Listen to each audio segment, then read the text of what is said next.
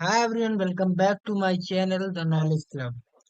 आज हम देखेंगे ह्यूमन रिसोर्स मैनेजमेंट का जो यूनिट 2 है। बीबीए सेकंड सेमेस्टर का ये सब्जेक्ट है, human resource management. Unit 1 already आपके चैनल पे अपलोड हो चुकी है, आप जाके वहां से देख सकते हैं। ये यूनिट 2 का जो है पार्ट 1 है। यहाँ पे मैं डाल देता हूँ, पार्ट 1 है यूनिट यूनिट 2 का। तो आप यूनिट 2 के पार्ट 2 का भी इंतजार करिएगा, जल्दी ही वो वीडियो भी आ जाएगी। इसमें हम कवर करेंगे ह्यूमन रिसोर्स पॉलिसी क्या होती है, ह्यूमन रिसोर्स एचआर स्ट्रेटेजी क्या होती है। उसके बाद कोशिश करेंगे ह्यूमन रिसोर्स प्रोग्राम को भी इसमें कवर किया जाए। तो सबसे पहले हम देखेंगे ह्यूमन रिसोर्स पॉलिसी क्या होती है। देखिए, ये आपका एग्जाम के पॉइंट ऑफ व्यू से बहुत ही इंपॉर्टेंट हो जाता है। ह्यूमन रिसोर्स पॉलिसी के बारे में बहुत ही बार पूछा जाता है। तो काफी इजी है, ये काफी आसान है, इसको इजी लैंग्वेज में समझेंगे, ज्यादा डीप नहीं जाएंगे, क्योंकि अगर आप ज्यादा इसकी डेफिनेशन देखेंगे गूगल पे तो बहुत ही हार्ड डेफिनेशन मिलेगी। और यहाँ पे जो डेफिनेशन है काफी इजी है, आप इसको देखेंगे, इसको कोशिश करेंगे कि याद हो जाए और समझ लेंगे तो आपके लिए और भी अच्छा होगा।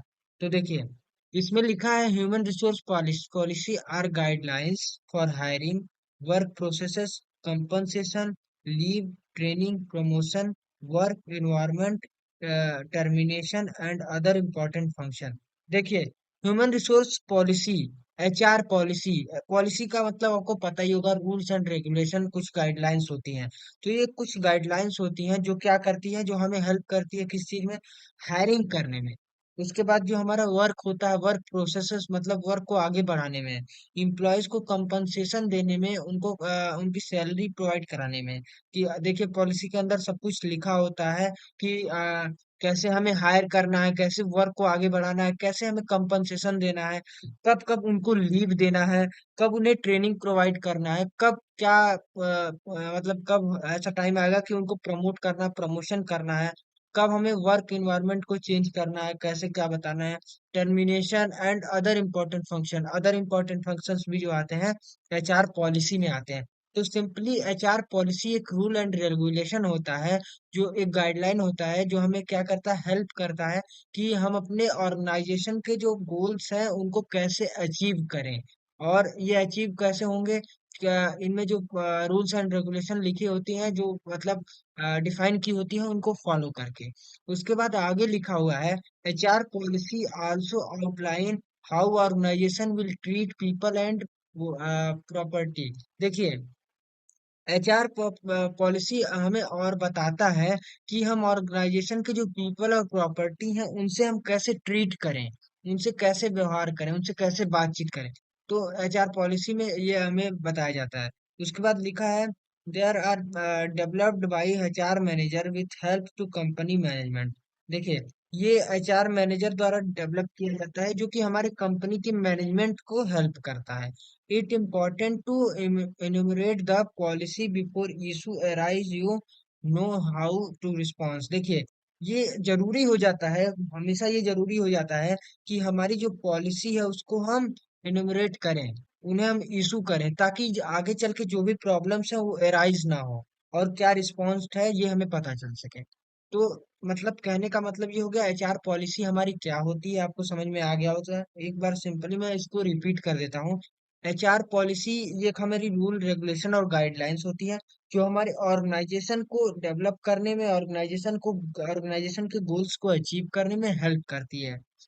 उसके बाद हम आगे चलेंगे तो यहाँ पे कुछ और डेफिनेशंस लिखी हुई हैं, आप देखेंगे। ह्यूमन रिसोर्स, यहाँ पे एचआर इसको कहा जाता है। Human resource policy, HR policy are ruled and process that govern the employ relationship between you and your team member. देखिए, ये एक बहुत ही अच्छा पॉइंट है, आप इसको हमेशा याद रखिएगा।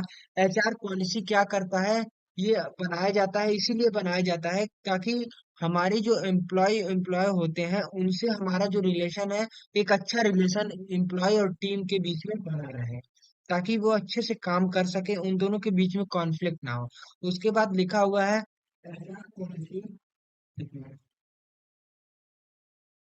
उसके बाद लिखा हुआ है, HR policy describe the right responsibility and accepted behaviour of both of you and your employ when it comes to working together. देखिए, जब आप एक दूसरे के साथ वर्क करते हैं, काम करते हैं, तो अगर आपके बीच में कॉम्बिनेशन अच्छा नहीं होगा तो वो कहीं ना कहीं आपके ऑर्गेनाइजेशन को इफेक्ट करेगा, निगेटिव इफेक्ट करेगा। वहां पे जो है एनवायरनमेंट अच्छा नहीं रहेगा। तो यहाँ पे यही कह रहा है कि जब आप एक साथ मिलके काम करते हैं तो एचआर पॉलिसी हमें ये कहता है कि हमारा ये राइट हो जाता है, हमारी ये रिस्पॉन्सिबिलिटी हो जाती है कि जो हमारा हम दोनों का बिहेवियर है वो अच्छा हो, एक दूसरे से मिलता जुलता हो, ताकि हमारा जो ऑर्गेनाइजेशन हो, हमारा ऑर्गेनाइजेशन और डेवलप हो सके, हमारे गोल्स अचीव हो सके। उसके बाद लिखा हुआ है an organisation human resource team और whoever is responsible for HR activity is often responsible for creating and maintaining HR policy. Most HR policies apply to permanent, temporary, part-time and full-time employee with an organization. देखिए, HR policy क्या होता है, कुछ permanent भी होता है, कुछ temporary भी होता है। परमानेंट मतलब कि कुछ ऐसे रूल्स एंड रेगुलेशन होते हैं जो आपको हमेशा फॉलो करने होते हैं। कुछ टेम्परेरी, हमेशा के लिए नहीं, जब आप वो काम कर रहे हो तब फॉलो करने होते हैं। कुछ पार्ट टाइम होते हैं, कुछ फुल टाइम होते हैं ऑर्गेनाइजेशन के अंदर। तो एचआर पॉलिसी का आपको मतलब पता, देखिए एचआर पॉलिसी का मतलब एक बार फिर से रिपीट कर देता हूँ। एचआर पॉलिसी हमारी वो गाइडलाइंस होती है, हमारी वो रूल्स एंड रेगुलेशन होती है जिनको फॉलो करके हम ऑर्गेनाइजेशन में अपने गोल्स को अचीव करते हैं इफेक्टिवली। इससे दूसरा फायदा क्या होता है, एम्प्लॉय और टीम मेंबर्स जो होते हैं दोनों के बीच में कॉन्फ्लिक्ट नहीं होती है, दोनों के बीच में एक बढ़िया कोऑर्डिनेशन बना होता है। और तीसरा इसका ये फायदा जो हो जाता है, मेन यहाँ पे लिखा हुआ है कि ये हमें हमें जो एचआर पॉलिसी होती है इसके राइट्स और रिस्पॉन्सिबिलिटी को और इसके बिहेवियर को अच्छी तरीके से निभाना होता है। पर हम देखेंगे HR strategy, human resource strategy क्या होती है। देखिए आपको पहले भी पता होगा, स्ट्रेटेजी का मतलब प्लानिंग होता है। जब भी हम कोई काम करने जाते हैं तो उसके पहले हम एक प्लानिंग करते हैं, एक स्ट्रेटेजी बनाते हैं। तो एचआर स्ट्रेटेजी मतलब ह्यूमन रिसोर्स को हम कैसे मैनेज करें, इसकी स्ट्रेटेजी इसमें हम करते हैं। तो चलिए डेफिनेशन देख लेते हैं इसका। इसमें लिखा है strategic human resource management, SHRM भी इसको बोलते हैं, आप कंफ्यूज मत होइएगा। Strategic human resource management is an approach to managing human resource within an organization. देखिए यहाँ तक का मतलब आपको क्लियर होगा। स्ट्रेटेजिक ह्यूमन रिसोर्स मैनेजमेंट मतलब वही मतलब SHRM इज एन अप्रोच, ये एक अप्रोच है, हम कैसे ह्यूमन रिसोर्स को मैनेज करते हैं एक ऑर्गेनाइजेशन के अंदर। देखिए HR strategy is a practice with the overall strategy objective of organisation. जो भी हम ओवरऑल स्ट्रेटेजी बनाते हैं वो हमें क्या करते हैं, हम प्रैक्टिस करते हैं, वो हमारी ऑब्जेक्टिव होती है ऑर्गेनाइजेशन के अंदर।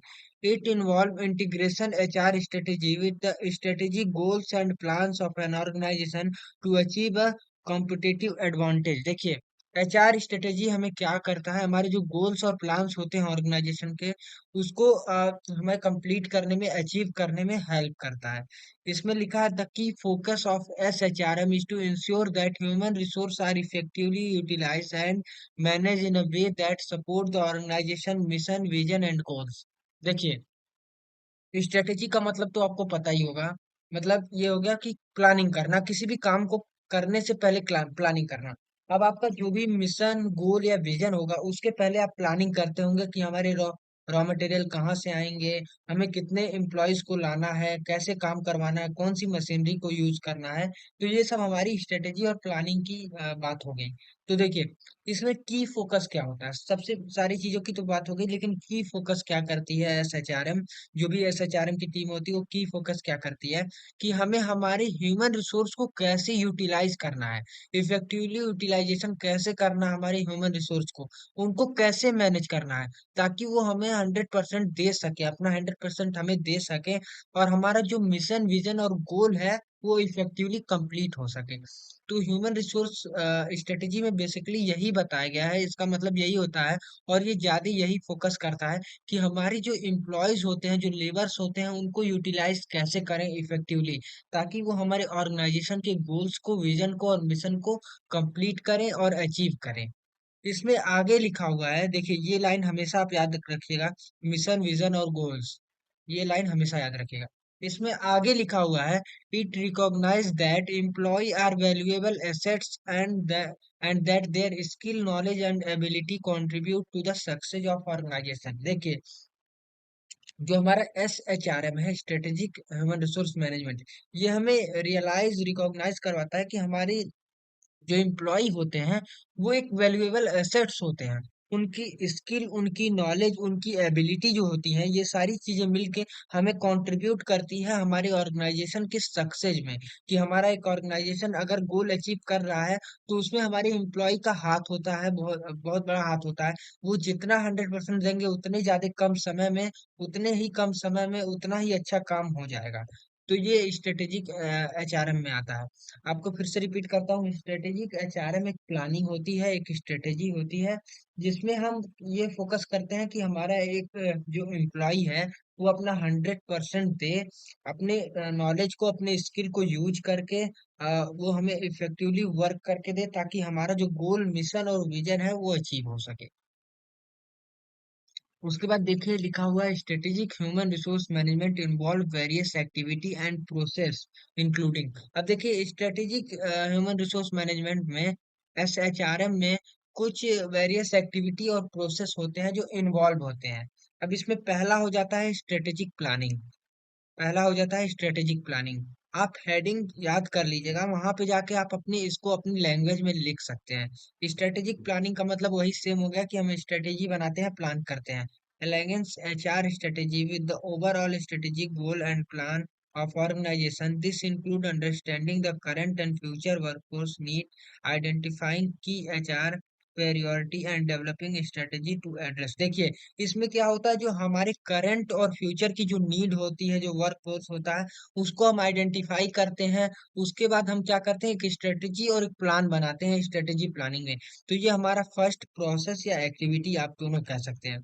सेकंड हो जाता है टैलेंट एक्विजिशन। टैलेंट एक्विजिशन, देखिए इसमें क्या लिखा हुआ है, developing strategy for attracting and selecting the right talent to fill criteria position within the organisation. देखिए हम स्ट्रेटेजी डेवलप क्यों करते हैं, ताकि जो अट्रैक्ट और सेलेक्ट कर सके राइट टैलेंट को, जो कि राइट पोजीशन के लिए जरूरी है ऑर्गेनाइजेशन में।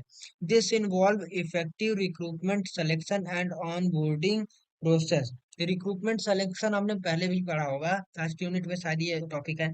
तो यहाँ पे ये इन्वॉल्व करता है रिक्रूटमेंट और सिलेक्शन के प्रोसेस के, ताकि हम इफेक्टिवली ये टैलेंट को पहचानता है और रिक्रूटमेंट और सिलेक्शन करता है ना, onboarding process to ensure that organisation has necessary skill and companies. तो उसके बाद यहाँ पे थर्ड जो इसमें हो गया, परफॉर्मेंस मैनेजमेंट। तीसरा इसमें प्रोसेस या एक्टिविटी कह सकते हैं आप, परफॉर्मेंस मैनेजमेंट। देखिए implementing performance management system and processes to elegant individual and team goals with the organisation objective. The include setting performance standard, providing feedback, and identifying development opportunity to enhance performance। देखिए जो भी performance होती है employ की, तो उसमें ये एक स्ट्रेटेजी बनाता है कि उनकी परफॉर्मेंस को कैसे हम मैनेज करेंगे ऑर्गेनाइजेशन के अंदर। उसके बाद जो फोर्थ पॉइंट हो जाता है इसमें, ट्रेनिंग एंड डेवलपमेंट। देखिए ये सारी जो पॉइंट है स्ट्रेटेजी के हैं, हमें एक स्ट्रेटेजी बनाते हैं कैसे ट्रेनिंग देनी है, कैसे हमें उनके परफॉर्मेंस को कंट्रोल करना है, ये सारे पॉइंट्स जो हैं ये स्ट्रेटेजी HRM के हैं। Designing and implementing training and development program to enhance the skill, knowledge and ability of employ. देखिए एक एम्प्लॉय की स्किल, नॉलेज और एबिलिटी को एनहेंस करने के लिए, बढ़ाने के लिए, इंक्रीज करने के लिए हम उनको ट्रेनिंग और डेवलपमेंट जो है प्रोग्राम डिजाइन करते हैं, बनाते हैं। उसके बाद लिखा हुआ है, this include identifying training needs, providing learning opportunity and supporting career development. देखिए इसमें इंक्लूड होता है, आइडेंटिफाई करते हैं कि उन्हें ट्रेनिंग की नीड है, प्रोवाइडिंग लर्निंग की नीड है, अपॉर्चुनिटी की नीड है एंड सपोर्ट कैरियर डेवलपमेंट की नीड है। तो उसके बाद हम उन्हें ट्रेनिंग और डेवलपमेंट प्रोग्राम प्रोवाइड करवाते हैं। फिफ्थ जो इसमें हो जाता है, compensation and benefit. Compensation and benefit, ये भी देखिए इसमें लिखा हुआ development compensation and benefit strategic that are elegant with the organisation, objective and help attract motive. देखिए सिंपली इसका मतलब आप इसको डेफिनेशन को देख लीजिएगा। कंपनसेशन एंड बेनिफिट का मतलब ये हो जाता है कि जब हम एम्प्लॉय को उसके कंपनसेशन, उसको बेनिफिट प्रोवाइड करते हैं। जैसे सैलरी तो अलग चीज हो गई, अगर वो अच्छा काम कर रहा तो उसको कंपनसेट, तो वो क्या करता है, मोटिवेट होता है। मोटिवेट होता है और ज्यादा से ज्यादा वर्क करना चाहता है क्योंकि उसको कंपनसेशन मिलता है। तो वो यही सोचता है कि हम जितना अच्छा काम करेंगे हमारे मैनेजर्स खुश रहेंगे और हमको कंपनसेशन देंगे, हमको मतलब रिवॉर्ड देंगे। उसके बाद सिक्स पॉइंट होता है employ engagement and relation. Strategy के एचआरएम में ये भी स्ट्रेटेजी बनाई जाती है कि employ engagement and relation, employ से एम्प्लॉय का एंगेजमेंट कैसे रहे हमारे जो है मतलब हमारे ऑर्गेनाइजेशन में एम्प्लॉय का एंगेजमेंट कैसे रहे, और जो मैनेजर्स होते हैं उनसे उनका रिलेशन कैसे बना रहे। ये पॉजिटिव वर्क एनवायरनमेंट होगा तभी ये पॉसिबल हो सकता है। कि कैसे, यहाँ पे देखिए लिखा हुआ है, this include creating effective communication channel. ये इसमें क्या होता है कि हम इफेक्टिवली कम्युनिकेशन चैनल भी क्रिएट करते हैं।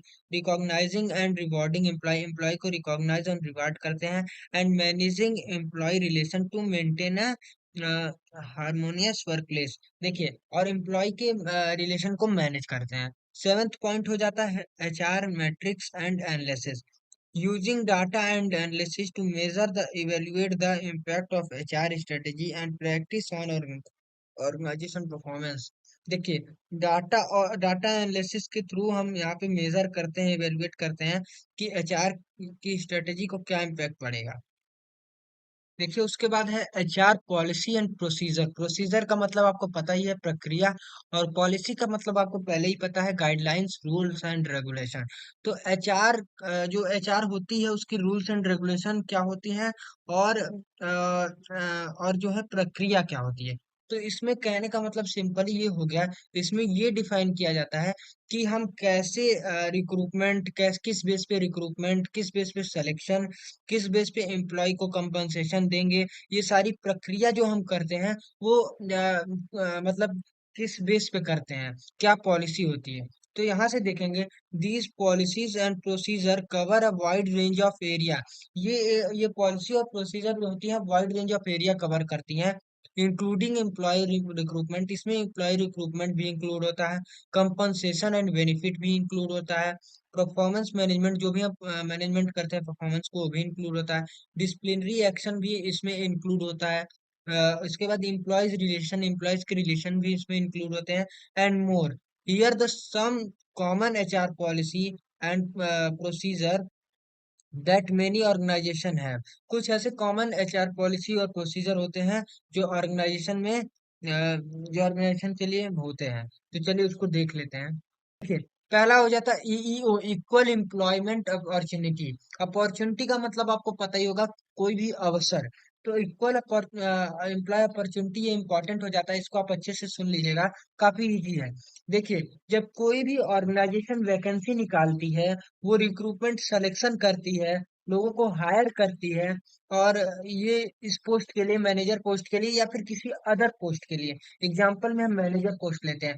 तो जो भी एम्प्लॉय होते हैं उनको इक्वल अपॉर्चुनिटी हो सके कि वो जो है फॉर्म भर सके या फिर सेलेक्ट हो सके। ऐसा ना हो कि उनको रिलीजन के बेस पे, कलर के बेस पे, ओरिजिन के बेस, नेशनल ओरिजिन के बेस पे उनको देखा जाए। उनके पास इक्वल अपॉर्चुनिटी होनी चाहिए ताकि वो सेलेक्ट हो सके। उसके बाद सेकंड होता है रिक्रूटमेंट एंड सिलेक्शन। आपको पता ही होगा रिक्रूटमेंट एंड सिलेक्शन का। रिक्रूटमेंट का मतलब हमारी जरूरत, सिलेक्शन का मतलब सिलेक्शन का मतलब जो भी एम्प्लॉय फॉर्म भरते हैं, सेलेक्ट उनको सेलेक्ट किया जाता है। This policy outlines the procedure for hiring selecting a new employ. ये न्यू एम्प्लॉय को सेलेक्ट करने में हेल्प करती है, इंक्लूडिंग जॉब पोजिशनिंग, जॉब को पोजिशनिंग करने में हेल्प करती है। तो उसके बाद कैंडिडेट को इंटरव्यू में हेल्प करती है, जॉब देने में हेल्प करती है। देखिए आपको पता होगा, रिक्रूटमेंट एक निगेटिव प्रोसेस है, सिलेक्शन एक पॉजिटिव प्रोसेस है। नहीं सॉरी, उल्टा हो गया। रिक्रूटमेंट एक पॉजिटिव प्रोसेस है, सिलेक्शन एक निगेटिव प्रोसेस है। क्योंकि रिक्रूटमेंट में हम सबको जो है सबको लेते हैं, और सिलेक्शन में उन्हीं लोग को हम छांट के लेते हैं जिनकी हमें जरूरत होती है। तो यहाँ पे ये दोनों अंतर आपको, रिक्रूटमेंट एक पॉजिटिव है और सिलेक्शन एक निगेटिव प्रोसेस है। थर्ड है code of conduct. Code of conduct का आपको मतलब पता ही होगा, कुछ rules and regulation. A code of conduct establishes the accepted standard for behavior of all employees within organization. It typically covers topics such as honesty, integrity, respect and professional ethics. देखिए, code of conduct एक rules and regulation type का हो गया। इसमें ये वो सारी चीजें बताई जाती हैं आपको कि आपको कैसे ऑर्गेनाइजेशन के अंदर रहना है। आपको ऑनेस्ट रहना है, आपको रिस्पेक्ट करना है, आपको थोड़ा प्रोफेशनल रहना है। ये सारी चीजें जो है बताई जाती हैं। उसके बाद है परफॉर्मेंस मैनेजमेंट। परफॉर्मेंस मैनेजमेंट आपने ऊपर भी कई बार पढ़ा है। इस पॉलिसी में ये बताई जाती है, इसमें ये प्रक्रिया होती है कि हमें एम्प्लॉयमेंट के परफॉर्मेंस को कैसे मैनेज करना है, उनको रिव्यू देना है, उनको उनको फीडबैक प्रोवाइड करना है। तो ये सारी चीजें जो है परफॉर्मेंस मैनेजमेंट में इन्वॉल्व होती हैं। उसके बाद हो जाता है leave and time of. Leave and time of का मतलब हो गया, इस पॉलिसी में क्या बताई जाती है कि the policy outline the different type of leave available to employ. Different type of leave available, बड़े बड़े ऑर्गेनाइजेशन में आपने देखा होगा सिक लीव हो गया या फिर कोई और लीव हो गया, ये सारी लीव जो है प्रोवाइड की जाती है। तो ये पॉलिसी में लिखा हुआ रहता है कि आपको कौन कौन सा आप लीव ले सकते हैं। सच है, वैकेशन लीव ले सकते हैं, सिक लीव ले सकते हैं, मैटरनिटी लीव ले सकते हैं एंड ये सारे लीव्स जो हैं इसमें इन्वॉल्व होते हैं। It also include the procedure for requesting and approving time of. उसके बाद यहाँ पे एचआर प्रोग्राम। एचआर प्रोग्राम आप देखेंगे, एचआर प्रोग्राम क्या होता है। Human resource management program encompass a wide range of activity and function related to managing and organization human resource। देखिए, एचआर प्रोग्राम क्या होता है, ये रिलेटेड होता है हमारे जो ऑर्गेनाइजेशन के ह्यूमन रिसोर्स होते हैं उनको मैनेज करने से। This these program are designed to attract, develop, motivate and retain employee while ensuring their well-being and productivity। देखिए, ये प्रोग्राम इसलिए होता है ताकि जो हमारे एम्प्लॉय हैं उनको अट्रैक्ट कर सके, उनको डेवलप कर सके, उनको मोटिवेट कर सके, ताकि वो हमारे जो प्रोडक्टिविटी है उनको बढ़ा सके, उनको अच्छे से कर सके। Here are some key components typically include in HR program HRM। Some key component होते हैं जो HR प्रोग्राम में इंक्लूड होते हैं। Recruitment and selection, HR program में भी काफी इजी है ये चैप्टर, ये यूनिट 2। आप इसको अच्छे से देखिएगा, काफी सारे पॉइंट्स जो है मिलते जुलते हैं। रिक्रूटमेंट एंड सिलेक्शन आपने पहले ही पढ़ लिया कि हम एम्प्लॉय का रिक्रूटमेंट करते हैं, फिर उनमें से सेलेक्ट करते हैं, उनकी क्वालिफिकेशन देख के उसके बाद उनका इंटरव्यू करवाते हैं, उसके बाद उनको हायरिंग करते हैं, जॉब लेटर भेजते हैं। ये सारी चीजें इन्वॉल्व होती हैं। उसके बाद employ onboarding. This process of integration new employ into the organisation, providing them with necessary information, introduction them to company policy and procedure and facility their smooth transition into their role. देखिए, जब employ onboarding, जब कोई employ नया employ आता है, onboarding का मतलब समझिए हो रहे होंगे आप। जब कोई नया एम्प्लॉय ऑर्गेनाइजेशन में आता है तो ये इम्पोर्टेंट हो जाता है एचआर प्रोग्राम के लिए कि हम उससे उसकी सारी चीजें बताएं। प्रोवाइडिंग देम नेसेसरी इंफॉर्मेशन दें, इंट्रोडक्शन दें कंपनी के बारे में, उसको पॉलिसी और प्रोसीजर के बारे में बताएं, उसको फैसिलिटी प्रोवाइड करें ताकि वो स्मूथली काम को, अपने रोल को पूरा कर सके। परफॉर्मेंस मैनेजमेंट का मतलब आपको पता है कि हमारी कंपनी में जब कोई भी एम्प्लॉय आता है तो हम उसके परफॉर्मेंस को जो है मैनेज करते हैं, उसकी परफॉर्मेंस को उसको फीडबैक प्रोवाइड करते हैं, ट्रेनिंग जो देते हैं, डेवलपमेंट करते हैं, जो भी नीड होती है उसकी पूरी करते हैं। उसके बाद ट्रेनिंग एंड डेवलपमेंट का भी मतलब आपको पता है, हमें आइडेंटिफाई करना होता है। उसके बाद हम आइडेंटिफाई करके कि हमें कैसा उसे ट्रेनिंग देना है, क्या करना है, कौन सी फैसिलिटी प्रोवाइड करनी है, किस एरिया में उसका डेवलपमेंट करना है, ये सारी चीजें होती हैं। उसके बाद फिफ्थ होता है कंपनसेशन एंड बेनिफिट। ये सारी चीजें आप ऊपर पढ़ के आ रहे हैं, कंपनसेशन एंड बेनिफिट। हमें एम्प्लॉय को कंपनसेशन कब कब देना है, उसको बेनिफिट्स कौन कौन सी देनी है, ये सारी चीजें होती हैं। एम्प्लॉय रिलेशन आपने ऑलरेडी पढ़ चुका है इसी यूनिट में कि एक एम्प्लॉय और एक जो मैनेजर होते हैं या फिर जो टीम मेंबर्स होते हैं उनके बीच में रिलेशन होनी चाहिए, ताकि वो अच्छे से हमारे जो है ऑर्गेनाइजेशन के को कर सकें, गोल को अचीव कर सकें और उनमें कॉन्फ्लिक्ट ना आए। उसके बाद जो होता है सेवन्थ एम्प्लॉयमेंट इंगेजमेंट। यहाँ पे ये भी मेन जो है बहुत ही ज्यादा इम्पोर्टेंट पॉइंट है कि हम ऐसा एक स्ट्रेटेजी बनाते हैं, कैसा प्लानिंग करते हैं कि जो एम्प्लॉय होता है वो एंगेज रहे। ऐसा ना हो कि वो कुछ और काम करता रहे, खाली बैठा हो। तो एम्प्लॉयमेंट इंगेजमेंट जो है ये काफी मोस्ट इम्पोर्टेंट है, एचआर प्रोग्राम में आता है। हेल्थ एंड सेफ्टी, देखिए एक एम्प्लॉय की हेल्थ एंड सेफ्टी आपके ऑर्गेनाइजेशन के लिए बहुत ही ज्यादा इंपॉर्टेंट हो जाती है। तो हम इस पे भी काफी ध्यान देते हैं कि हम उसकी हेल्थ और सेफ्टी पे ज्यादा ध्यान दें। उसके बाद हो जाता है HR information and system. HR information and system का मतलब utilizing technology to management employ data, automate HR processes and generate report for designing making and purpose. देखिए HR information system. HR information system का मतलब जो technology होती है उस man employ data को कैसे मैनेज करते हैं, ऑटोमेट एचआर प्रोसेस कैसे करते हैं, सारी चीजें इसमें बताई जाती है।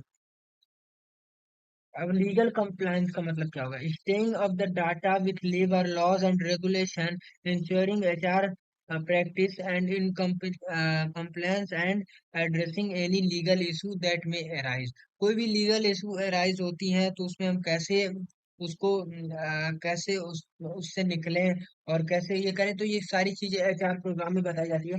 इसके जो 5 पॉइंट है वो काफी इंपॉर्टेंट है यहाँ तक। यहाँ तक काफी इंपॉर्टेंट है, कंपनसेशन एंड बेनिफिट। पांच नहीं, यहाँ पे आप 8 पॉइंट ले लीजिए, बाकी ये जो एक पॉइंट है ये कोई इंपॉर्टेंट नहीं है, 2 पॉइंट। तो यहाँ पे जो इतने पॉइंट्स हैं ये इनफ है इसके लिए, एचआर प्रोग्राम के लिए। तो बाकी इसमें आपका 4 टॉपिक आज कवर हो गया, एचआर स्ट्रेटेजी और एचआर पॉलिसी एंड प्रोसीजर और एचआर प्रोग्राम। बाकी के जो पॉइंट्स बचे हुए हैं, बाकी के जो टॉपिक्स बचे हुए हैं वो अगली वीडियो में हम लेके आएंगे। अभी तक के लिए इतना। बाकी चैनल को सब्सक्राइब करें, लाइक करें, शेयर करें।